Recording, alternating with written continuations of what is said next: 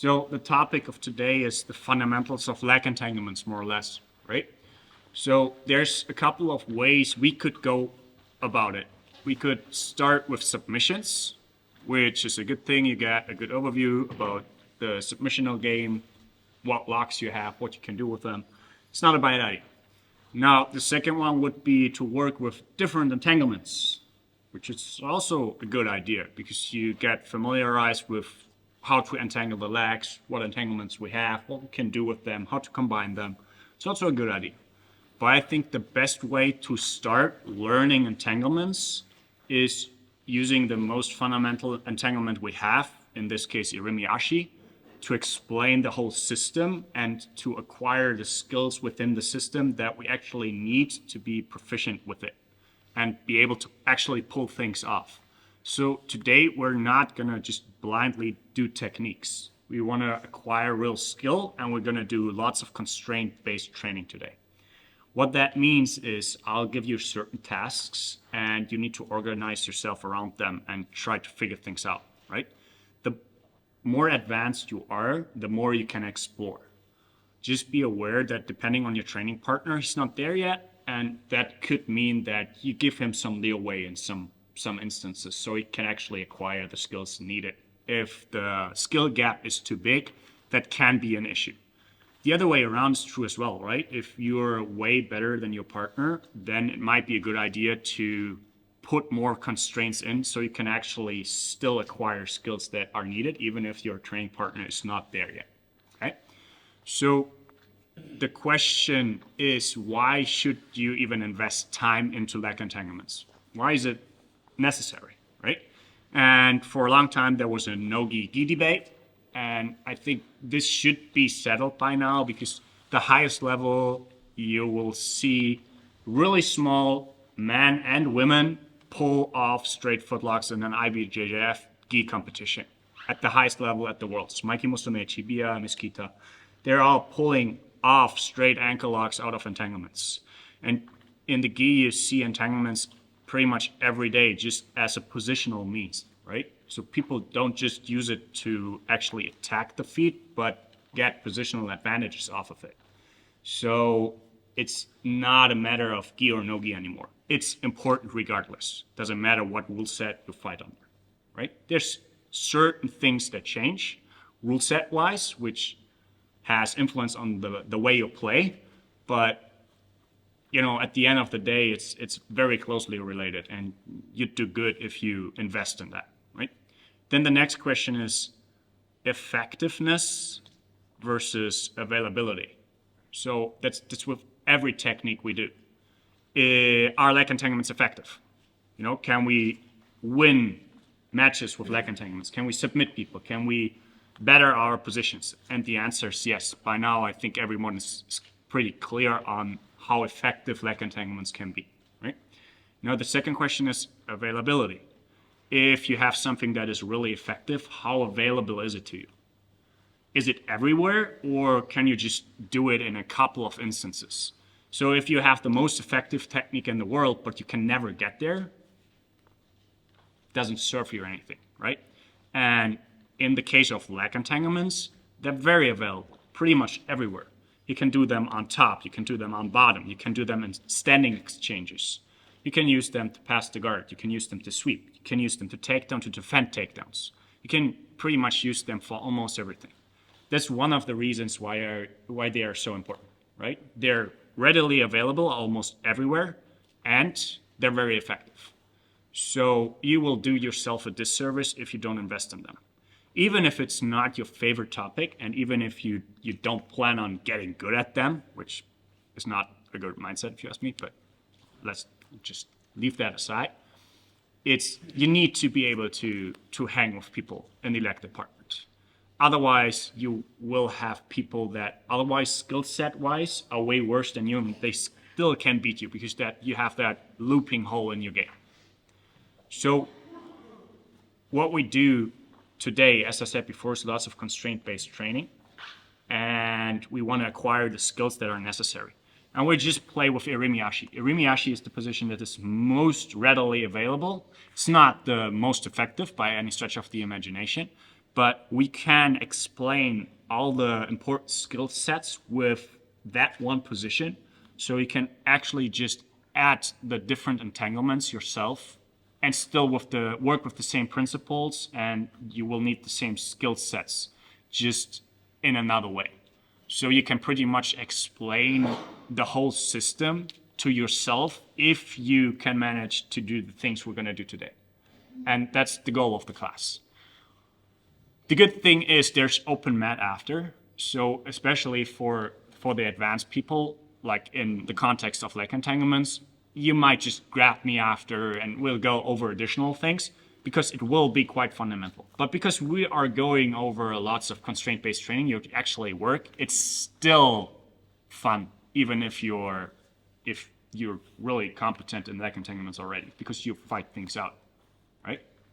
So the first skill that you need to acquire in leg entanglements is you need to be able to enter them, right? You need to find your ways into the entanglement. If you cannot do that, nothing else matters, right? The second one is you need to be able to hold the integrity of the entanglement through orientation and level. People can roll, people can stand up, and you need to be able to hold the entanglement, the integrity of the entanglement, so you can actually control people with it and attack them ultimately, right? If you can do that, you want to create exposure off of it. We have positional exposure, like top exposure and back exposure, but we'll also have submission exposure, right? You need to be able to do that. And you need braking mechanics to actually finish. That's one thing we're not going to really go over now. And the large part that you need to be proficient at is you need to be able to bring people down. So you need to be able to break them to a hip. If you cannot bring people to a hip, some attacks, some forms of exposure will be hard, right? That's why we need to be able to put them down. Those are the essential skills of the position. If you acquire those skills, you can be effective with it. And it doesn't matter how many techniques in every one of those areas you can pull off against a non-resisting opponent. It just matters what you can pull off against a resisting opponent.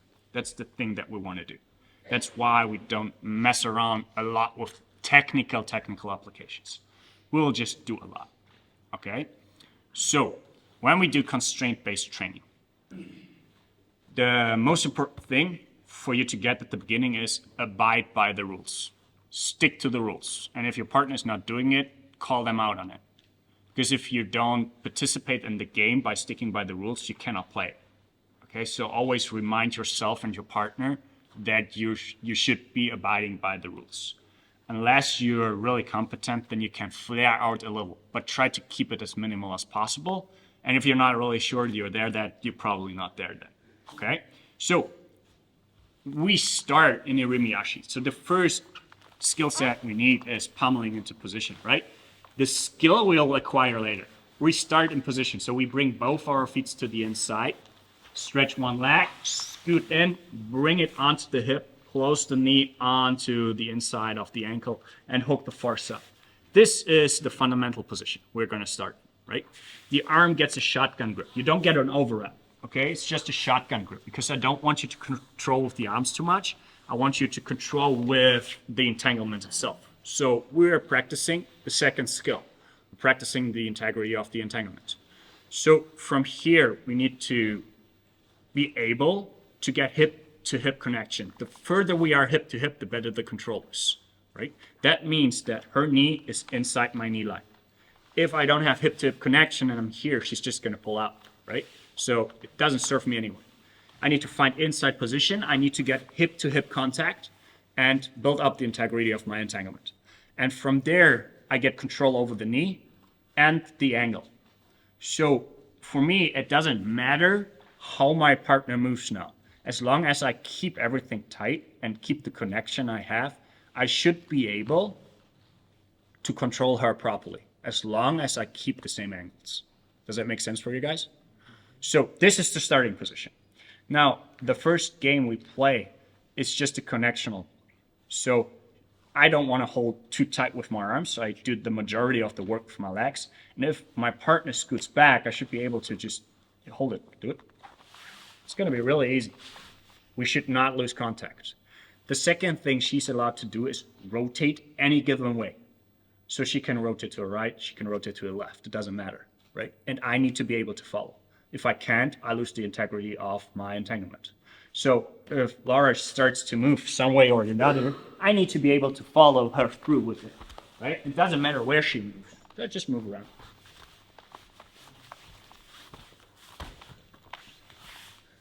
I just need to be able to control it, right? And her way of doing it is just scooting out, rotating one way or the other. We're gonna go 1.5 minutes each, right? And if it works well, please go hammock a little. She wants to move. She's not allowed to hand fight or stand up, but she wants to rotate. She wants to scoot out. And I need to be able to follow, right? If I can't follow and she breaks the position, restart. Does that make sense for you guys? It's a very simple game at the beginning. But if you cannot do that, everything else will be very, very hard. It will not work. Everybody's clear on what you're supposed to do? Okay. You want to clap to, get on Preet's nerves? Yeah? 1, 2.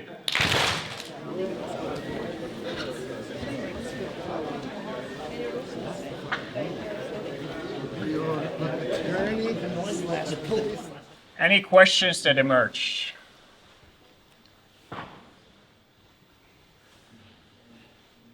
Okay, very good. So that's very fundamental, right? If you cannot do that, it's going to be hard, right? And now we're just going to add on to some things. I want to give you short feedback, however, before we go on, because there's a couple of things I saw that you should try to fix if you can, right? So if Laura does the entanglement on me, I, as a partner, can check if she's doing the entanglement correctly, right? If she's somewhere here and you think the foot is on the same side, whatever, that's not the starting position.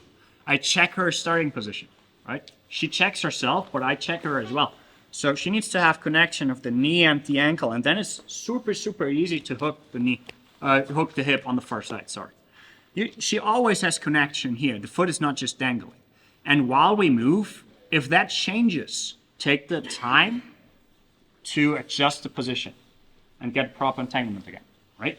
So now what we add to the game is she's allowed to grab the second foot. If she gets double lever control, because she controls both levers to the hip, John calls this double trouble, whatever you prefer, right? I prefer to name things the way that describes what it actually does. And if she grabs my secondary leg, she controls both levers to my hip. And I cannot go anywhere from here. So I need to be able to hand fight that, okay? Just be aware that if I cannot hand fight and free my leg, she needs to let it go from time to time so she can keep on working, okay? Now the second thing we will add is I'm allowed to hand fight this foot, right? I could put it down. She can try to hand fight, free it, and put it back on, right? But if I start to loosen up the position, she might need to switch sides. So she needs to get the second leg and go into position on the other side. And I will keep on working. I will rotate one way or the other, right? I will keep on doing this all the time. She needs to follow. And if I strip it over, she needs to be able to switch sides. And she can get double lever control. She can get the second leg. So, we are fighting about it. So I cannot move. Okay, I need to free it. Now I can move again. Do you see I upped the speed? You're too slow. You're like, are you ready? All right, let's move a little. Right? Oh, you're still there? You don't want to do that. It needs to be hard. Okay, if it's too easy, she will not learn anything. Like if it's too hard and she cannot, even if her life depended on it, hold the position, then you need to slow down. But start fast and then go down from there. Don't do it the other way around. Okay, so it remains the same thing. She wants to hold her connection. She wants to hold the integrity of the entanglement. She needs to follow when I move. Additionally, she can grab the secondary leg, so I cannot move as good as move. I need to hand fight that. I need to free it. And I can also hand fight this. And if the integrity of the entanglement is compromised, she needs to switch sides or re-enter. Does that make sense for you guys? Yeah. Very good. 1, 2.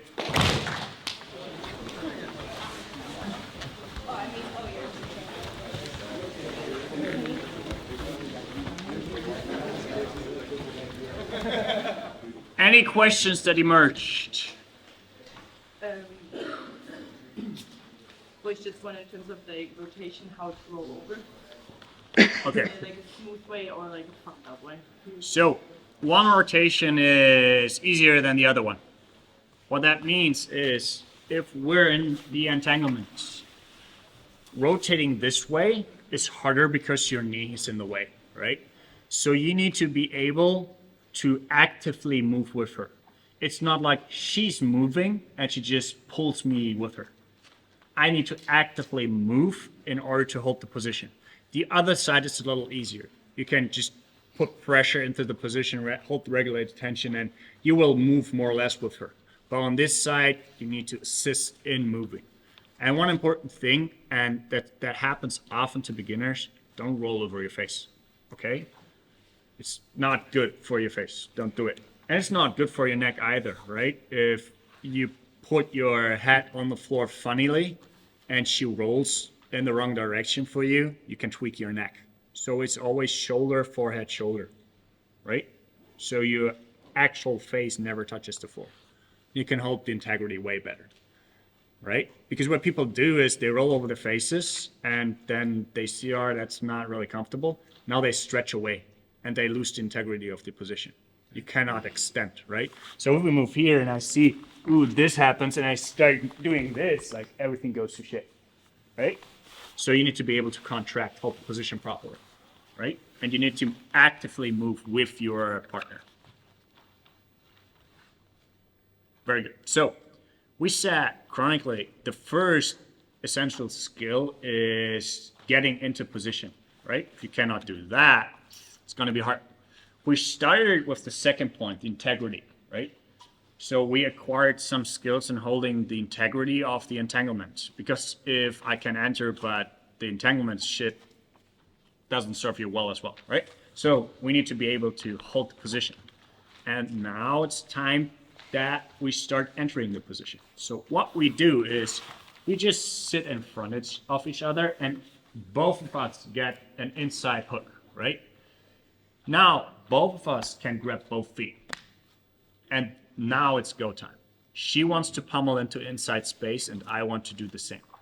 And after someone has achieved that, we want to get hip-to-hip connection again. So if we start pummeling from here, she wants to get her, She wants to get her legs to the inside, get hip-to-hip connection, and get position. And now we start over. Now it's the same thing, right? So we have a pummeling game for inside position and hip-to-hip connection, right? And there's many, many ways to pummel. Try figuring out, keep the talking to a minimum. You want to work, you don't want to hold a conversation, okay? You want to acquire skills. You don't do that by talking about it, okay? 1, 2.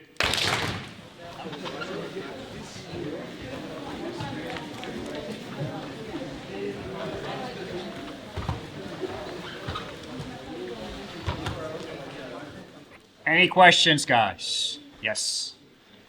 You mentioned you both pummeling and you managed to slide under. I find it difficult. I have my foot above his hip. I find it difficult to kind of pass under to get control over his leg entangling. You need to pummel both legs in, right? So if one leg is on the outside and you scoot in, the position you force is neutral ashi. We're gonna go over that now because the pummeling battle doesn't end there, but you're closer to each other. But we're gonna go over that right now. Anything else? Okay, guys, so no talking. The rule is there so you can actually work with the things, right? Of course, feedback and talking about stuff is really important for skill acquisition, right? Of course. But there's a time and a place for it. And the time is not now. The time is when we start putting feedback loops with your partners into it, right? Right now, we just want to work, okay? And if you start talking to your partner, you're taking away her time to work, to actually do this stuff, okay? Which is at the beginning more important, right? So the next round, we started here. Everyone has one position in, right? So neutral ashi is just closer to each other. So we have the same position, but we're really, really close. Like we already have hip to hip contact, right? And the position is called neutral ashi because just like 50-50, as long as the angles are the same, we have the same position. So both our feet are on the floor and both our hands are on the floor. It's exactly the same. Neutral ashi can be not neutral depending on what you do. But as long as the angles play out, it's neutral, right? And that's what we do. So we start here. The rule is you want to pummel into position again. Nothing changes. Once you've pummeled into ashi, you restart in neutral ashi. One thing, however, you're not allowed to do yet is getting an overwrap. If you have an overwrap and you can hold it really, really tight, maybe you're even stronger than your partner, it can be really difficult for her to pummel at the beginning. So you're allowed to grab with shotgun grips and just, ankle control, but we don't want overwraps as of now. It makes it a little harder, right? Okay? But the objective is the same. I want to pummel inside position. She does the same. Once we've got into irimiyashi, we start over. Okay? And after that round, we have a feedback loop. So after that round, I'll tell my partner what she did good and what could have been better. It's not sufficient to say it was good. That doesn't hold any meaning whatsoever. You need to be able to clarify what was good, what was bad. Okay? And she does the same to you. Everybody got it? Everybody knows what you're supposed to do? Starting position is clear? 1, 2.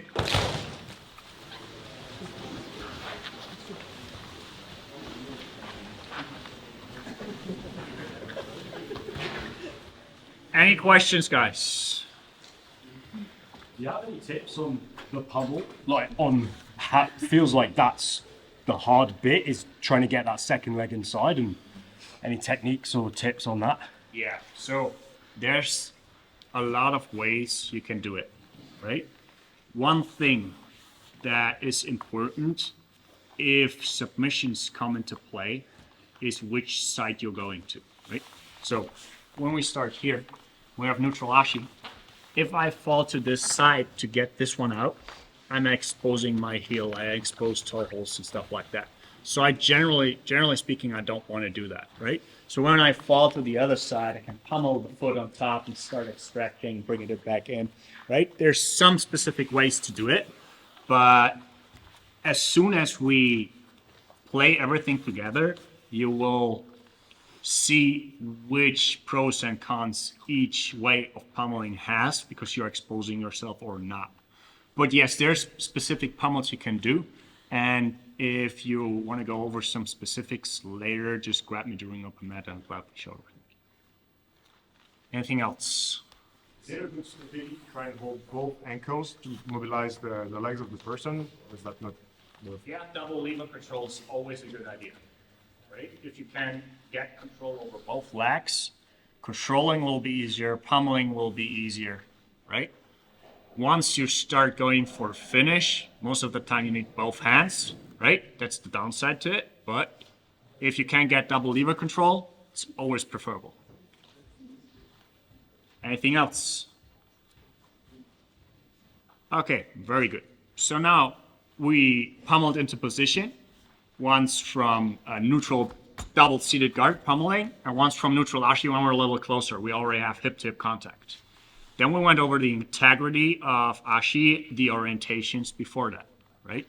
We went over double lever control, and we went over side-to-side switches. Do you see how many skills we were working on up till now in like 40 minutes? And all those skills are essential for you to be able to pull it off. But once you're there, you want to be able to actually attack with it, right? And there's 3 ways to attack with entanglements. The first one is top exposure. I just want to get to the top. Second one, in no particular order, is back exposure. People kill the angle, but they expose their backs. And the third one is submission exposure. I expose submissions for a finish. And every one of those forms of exposure leads to the other ones. So it's not a one-way street. So you need to be able to combine it. But first, we need to practice it in isolation so you can actually pull it off, right? So if we start in position and I have Ashi and I want to come up, then I need to be able to heist with backwards heist, forwards heist, or technical stand-ups, however you want to call it, right? So I need to be able to move back and come up, or I can move forward and come up. And that's dependent on her reaction. If she's crowding me, I cannot move forward. If she's scooting back, moving backwards would separate us too much, right? So you need to figure out a way to come up without losing her. And her objective is the same thing as before. She wants to scoop, she wants to rotate in both directions. She's allowed to hand fight the feet, right? So, for example, if we're here, she strips the foot, starts hopping over it, right? I get control, I come up. And now I need to control the position for 3 seconds. Because when I'm here and I've just exposed top position, doesn't mean I get it. She just stands up. She stands up, I don't have anything, right? So I need to be able to hold the position for 3 seconds. And that's all we're trying to do. We're trying to heist up and control the position for 3 seconds. And then we will just re-enter. Does that make sense for you guys? She wants to move, right? We incorporate the integrity of the entanglement. She moves back, she moves to the sides. And I need to fight the timing and the right moment to come up or force to be able to come up, right? Double lever control helps. Forwards heist, backwards heist, depending on if she's crowding or if she's fleeing. Try to figure it out. But come up and get control for 3 seconds. And then start over, okay? So we're both moving forward and backward? Yeah, she can move forward, she can move backward, right? For example, the reason this is important, right? If she moves back all the time, like it's going to be really easy to just come up, right? Yeah. Forward. But if I want to come up forward and she starts crowding me, she starts coming in, I cannot, right? So I might be inclined to move back to come up. That's why you need both. Yeah. All right? 1, 2.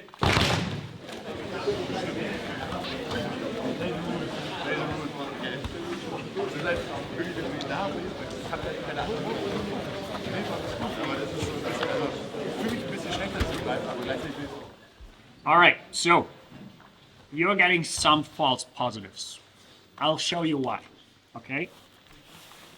If Laura comes up, right? Maybe I move back, she starts coming up. She's here. She just gets both legs. And I just stay here. I just can see the bottom position. Hold the legs. Should she be able to hang on here to both legs? No. She needs to follow. She needs to come up. And now we've got wrestling exchanges. And if she's not proficient with that, she's going to lose it. And then it's going to be problematic. So against good people, you need wrestling up into your sweeps. Otherwise, it's going to be hard to be able to control. Get control over center mass. You want a body lock, for example. So when we're here, and she tries to scoot out, get away, and I'm just here. I hold this. Right? Don't concede bottom. Stand up, stand up. Other side. Other side. Yes. See, that's the thing, you know? I cannot control that. She's gonna come up. So when I start coming up, I need to get control over center mass. And now that's gonna be hard. Right? And yes, sometimes she's too quick, and you need to follow up with double legs, stuff like that. But it's not sufficient to hold both legs against people who will not concede bottom position. Right? And you should train like that. If she wants to play guard, right? When she gets swept, she's like, all right, I'm gonna play guard. This is why I won it anyways. It will bite you in the butt in competition. It makes you a better grappler if you not do that, even if you don't do competition. So if she wants to play guard, she's going to destroy my sweep and then sit down, pull guard. That's way better because it was on her terms, not on my terms. If I come up and she concedes bottom position, it's on my terms. You never want to give anything away that's not on your terms. Does that make sense for you guys? Of course, there's a context where you're just flowing around, just having fun. Of course. But it will make you a better grappler if you don't do that. And you need to train like that Because if you don't train like that, you will not fight like that. Right? Okay. So now we said we have top exposure, right? Second thing we have is back exposure. Back exposure gets created if she can kill the angle. And only if she can do that. If I can hold the angle, there's no back exposure, right? One way of doing that is fighting the other leg. So if she has control, what controls the rotation are the legs, right? So I need to get rid of the inside leg. Now I can rotate without her. And now there's back exposure. You can see the back, you can take the back. Okay? Back exposure doesn't mean you actually get the position. It just means it's exposed. And if you just stay there, you will lose position and get nothing out of it. So, again, you need to be able to high stop, expose the back, get some kind of control over the hips or the shoulders. Okay, so we start here. She's doing the same thing as before. She's scooting out, she's moving one way, the other way, but she tries to kill the angle. She could try to kill the angle that way and just step over, right? That's one way. Now the angle it's not there anymore. Now I need to start getting up, expose the back, just get some kind of control. You don't have to take the back unless you can do it quick. That's not what the exercise is supposed to be about. But if you can't just take the back, you can do that. It's just about exposure of the back. No, the other way she could do it, or I could do it, is the other way around, right? So now she needs to find ways to start tightening up, getting the leg up, try to get it. And then again, I'm not just considering position. What do I want to do? I want to flee, right? And only if she cannot make it work, I give less resistance. But when we're here, we're in position, and start moving out, like I want to flee. I just want to move away. If you cannot follow, you will not get me, right? And you need to practice that. It's an important skill. And it's a skill you need to be able to pull it off. Otherwise, it's just, I just come out. It needs to be with resistance. Does that make sense for you guys? So, you rotate, you scoot out, you want to kill the angle, right? You want to fight the feet, expose the back. And your partner is supposed to high stop, get some kind of control over my hips, my head, whatever, some kind of back exposure.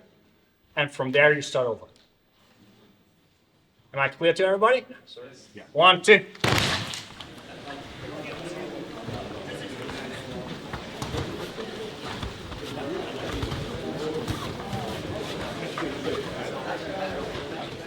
Okay, guys. So, what needs to happen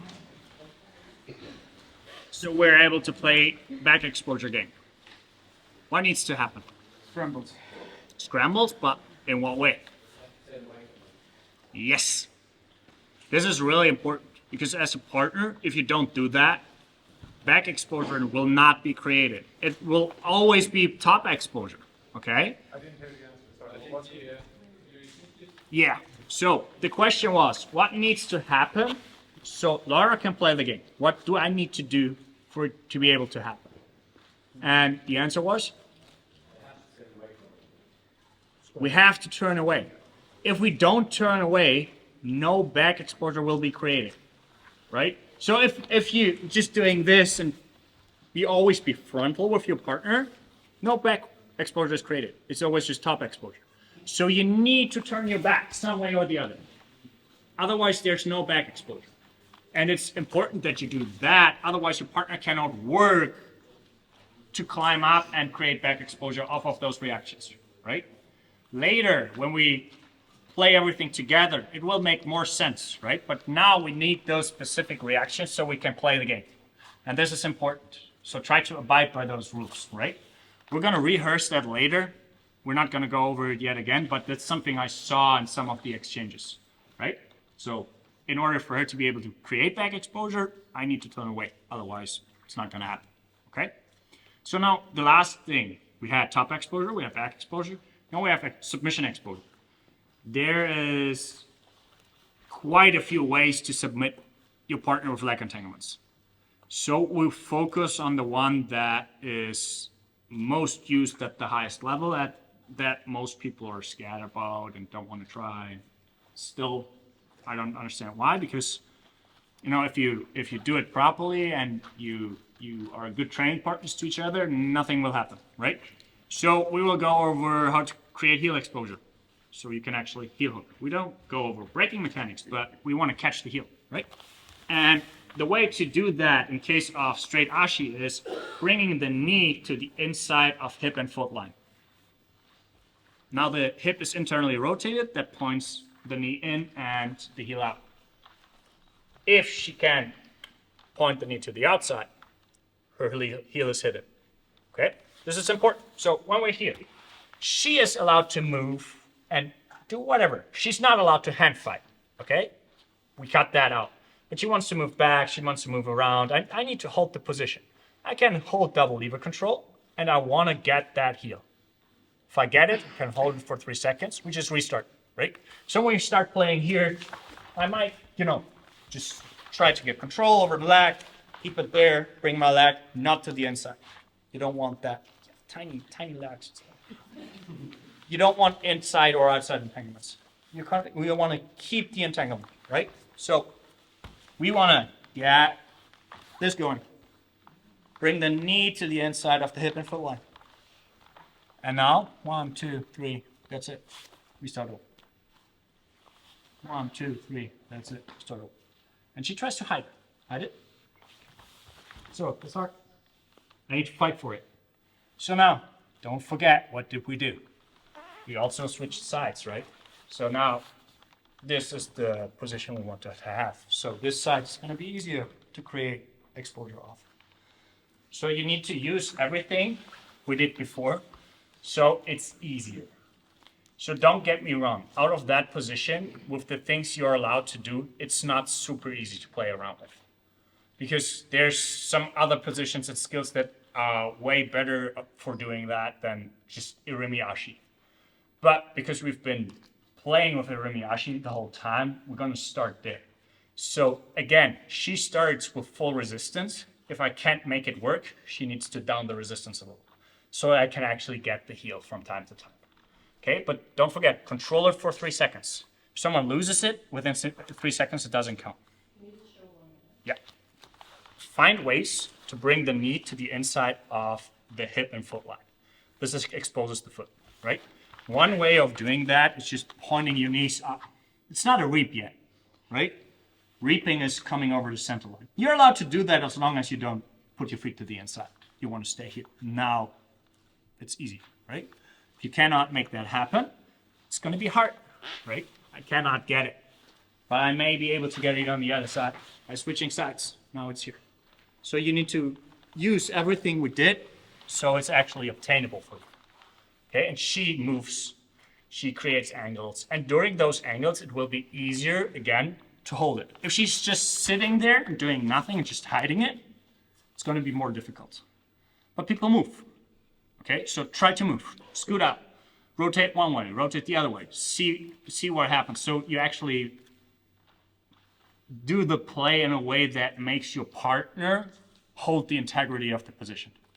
If you're just sitting there and if she's not moving, my integrity doesn't need to be good because she's not doing anything.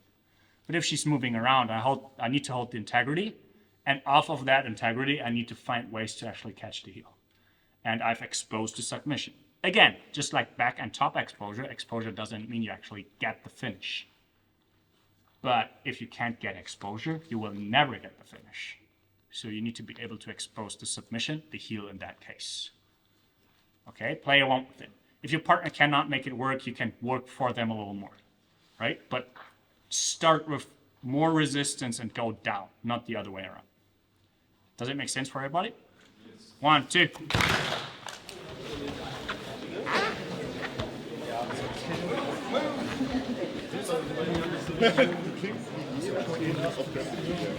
Do something! So, against competent opposition, it's going to be really hard to just force one way. If everything your partner does trying to prevent that, it's going to be hard. That's why off of the entanglement, we try to create a trilemma. we want heel exposure, we want top exposure, or back exposure. And one of those things can lead to all the other things. So we want to combine that. And it's way easier to win if you have 3 pathways to win than only one. If you try to get the heel, and it's just not there, come up. Right? If people try to run away, you might get back exposure off of that. Or get a bite on the heel that you were previously not able to get. So we're just trying to connect everything. We're opening up the context. You want to expose top, back, or the heel.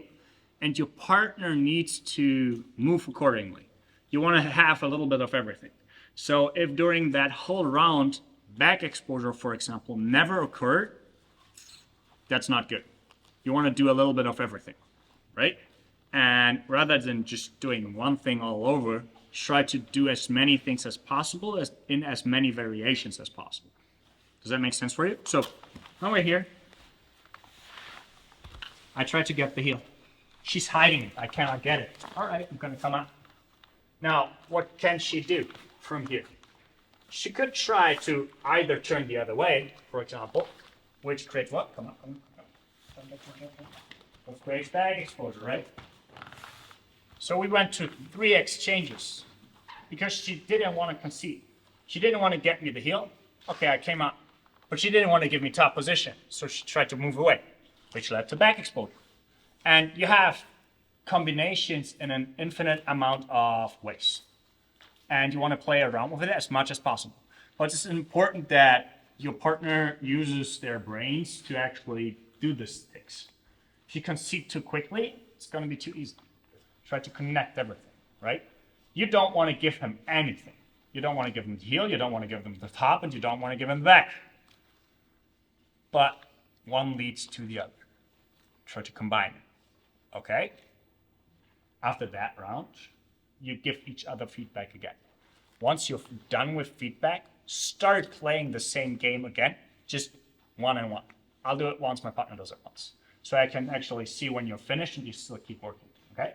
Does everybody get what you're supposed to do? Good, 1, 2.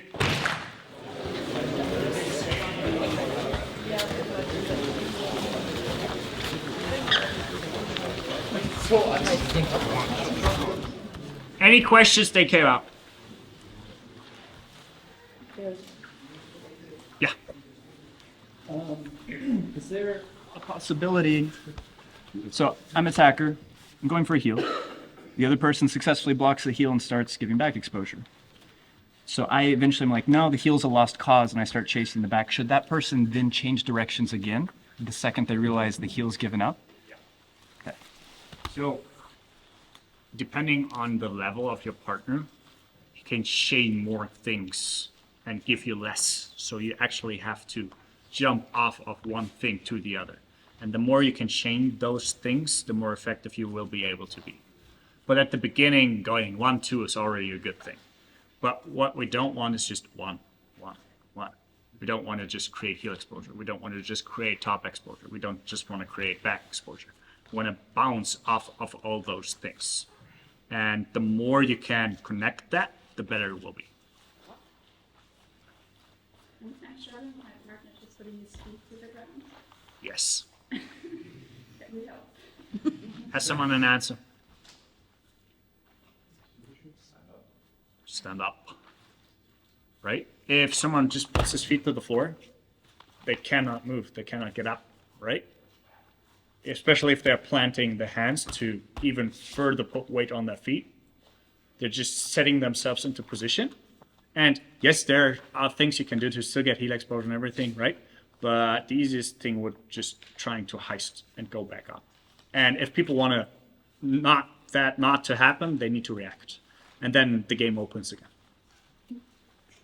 What's the other question? Similar question. Anything else? Okay, so we went over the skill of pummeling into position, like entering. Of course, there's a million entries, but every entry builds off of inside position when it comes to straight ashi. Okay, when it comes to cross ashi, it's different. But when it comes to straight ashi, inside position, you can enter ashi if you got majority inside position. Okay, Second one was integrity of the entanglement through orientations, and level we didn't do yet. And from there we went on and said, okay, we need to create exposure to actually be able to attack top position, back, or a submission. What did we leave out? The breaks, yeah, different submissions. Breaking mechanics, we left that out. What else?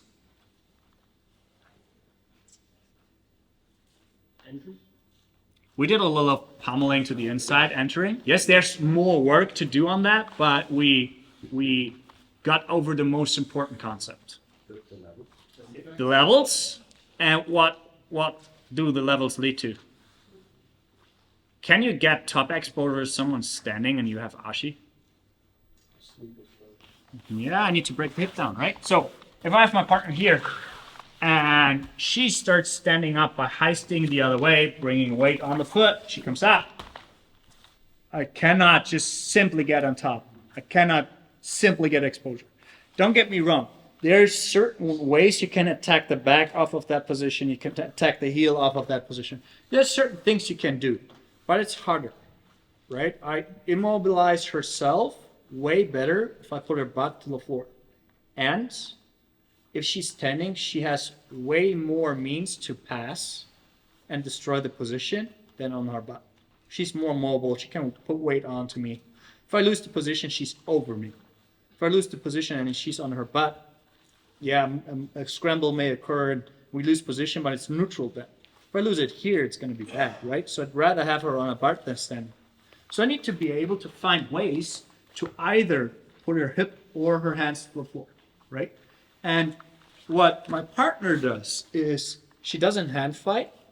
She only wants to keep standing, okay? If she's too upright, I'll give you a couple of examples so you can actually see the gameplay. If she's upright, it's really easy to knock her down to her back. It's very easy, right? If she's leaning forward, put her hands to the floor even, that's gonna be impossible, right? But I can roll her through, right? I didn't even use my hands. I just rolled her through and I got her to the floor. So the first thing we want to get is get the hip to the floor or the hands. If I can do one of those two things, it's going to be hard for her to attack me. And I can actually start heisting up, create back exposure, create heel exposure. Everything will be easier, right? And many entries you do from the bottom lead to a position where she's standing over you. And you want to put her on a back, right? You can do that forwards, you can use that backwards. But now she only wants to use her body weight to keep standing. Move forward, move backwards. And I need to connect those movements forwards and backwards to knock her to her hands or her butt. If I knocked her to her butt, I'll just let her stand up. Okay, so we start here. She's heisting to the other side, coming onto her knees, she's standing. And from here, I bring her. From here, I'm balanced her. You see, I'm working. And she's trying to keep standing. She's putting hands to the floor. If I can manage, she has a good split, so I might need to go the other way. You know, I just want to knock her hands to the floor or the hips to the floor. And it's just about body weight right now. She cannot hand fight. She cannot do anything else. But I want to move her to the floor. One more concept. When we were on the hip, double lever control did what? She couldn't stand up, right? If I get double lever control in the standing department, she can't keep standing, right? So if this is not enough, she comes up, and I can just not bring her down in any meaningful way, but I can get double lever control. She cannot post anymore. So always try to get double lever control. And she wants to negate it. She doesn't want to give it to you. Okay, and that's the whole game. Everybody got me? 1, 2.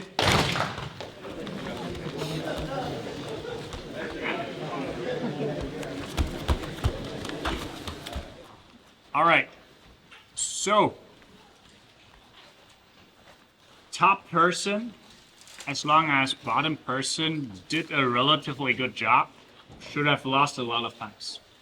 It's super hard to keep standing if you're not allowed to use your hands. You're not allowed to do anything pretty much, right?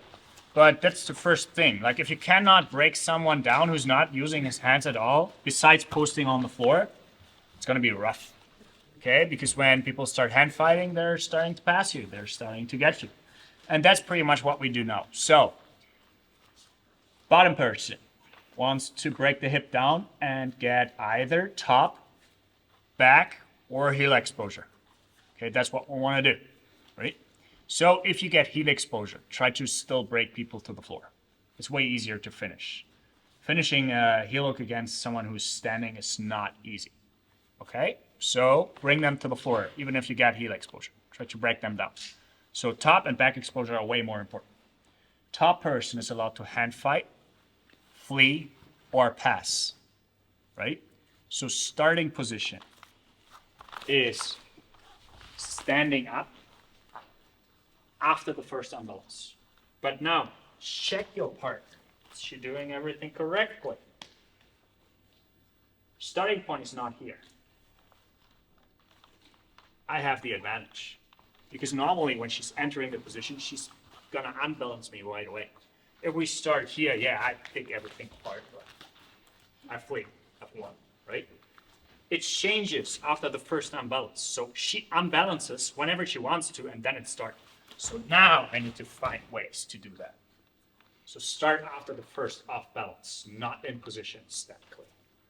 Okay, I want to extract and flee, right? So if I can just extract, flee, whatever, I've won. If I can pass, I've also won. She wants to bring my hip to the forward, get back exposure, top exposure. And if you're there, you can also play with you. Does it make sense for you guys? Yes. Yeah. Question? Can you switch to eastward? So if you're familiar with it, you can play around a little bit with it, but the hip breakdown you want to get with Ashi. Does it make sense for you? So the question was maybe for everyone. So if she's standing, the question is, we're here, am I allowed to use this? And the answer is yes, shortly, if you're familiar with it, but you need to come back into Ashi. Okay? After that, feedback. Okay? 1, 2. Now get on top, or here, or back. All right, he gets back on top, it goes on. Yes. So focused on the So I had that question before, so I'm going to answer it for everyone regardless. People are going to strip feet and destroy the position if they're stable. So your job on bottom is making them unstable all the time. With the things we did, you have limited options. There's a lot of things that you can do additionally, but it just gets too much. That's why we try to just keep it like that. It's the same thing. Nothing changes. Okay?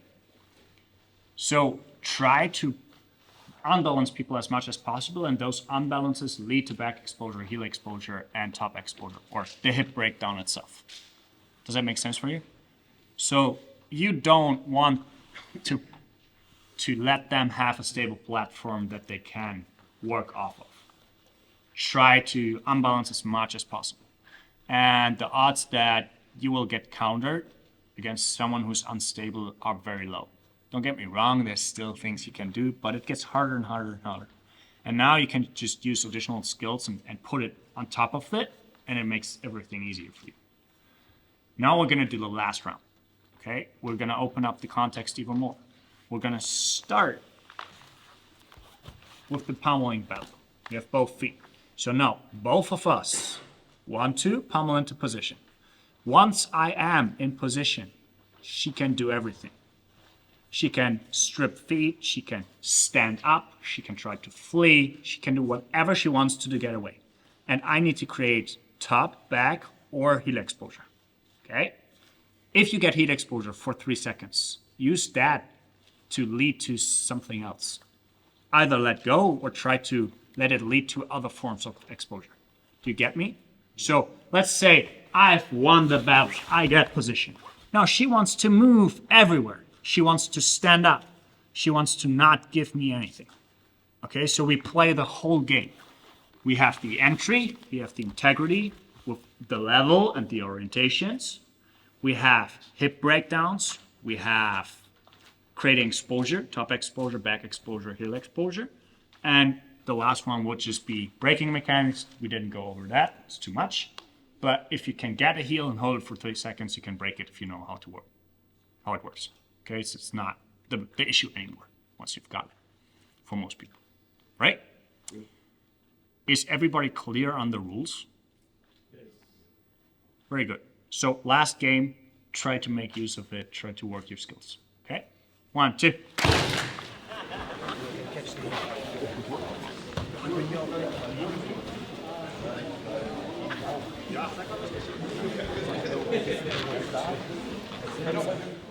So, if you're not used to that kind of training, it's exhausting because we've been doing resistance drills for 2 hours. I've been talking a little bit, so you didn't really work 2 hours, right? But you've been working with resistance all the time. And it's important to pace yourselves a little bit. If you go hammock right from the get-go, it's going to be a rough day, right? But this kind of training leads to skill acquisition. Scooting into ashi a million times will not make you better, right? It's a simple movement. Like, you can do it after 3 tries. Like, what's the point in doing 10,000 repetitions? Will not make you better. But working with resistance, life training with constraints will do the job. That doesn't mean that like specific explanations can't be valuable, but the majority of training should be that. Should be working with those positions, right? And I hope that even though it was not an easy class, like because you needed to work a lot, I still hope that you can see that you actually acquired real skill and not do 4 techniques in an hour and go home and, don't even know what you did anymore. Can you see that those are the essential skills that you need to develop in order to work with those things? Can you see that? Can you follow me on that? Has anybody, please be blunt and honest about it. Does everybody feel that you have actually improved during that class? Yes. Very good. Or is it the question? No. Very good. Yes, I did. Confirmation. Very good. So if you have the feeling that you didn't and you don't want to speak up in front of the whole group, just please come to me and explain to me why you feel that you didn't improve. So we can fix things, okay? But I feel that is like the way to go. That's how you get better. And acquiring skills is never easy. Learning something you cannot do yet is always work. And the harder it is, the more work it will be, the harder, skills don't come flying in the window. Okay? You need to work for it. And I hope you had a great time during the class, even though it was exhausting for the people that are not as fit. Strength and conditioning. And if you have any feedback, just please come ask me. We have open mat now, I think, right? If you have any questions, please grab me. If it doesn't matter if it's leg lock related or not. I'll try my best to accommodate to your needs. And I would like to have a picture. Thank you very much for the class, guys.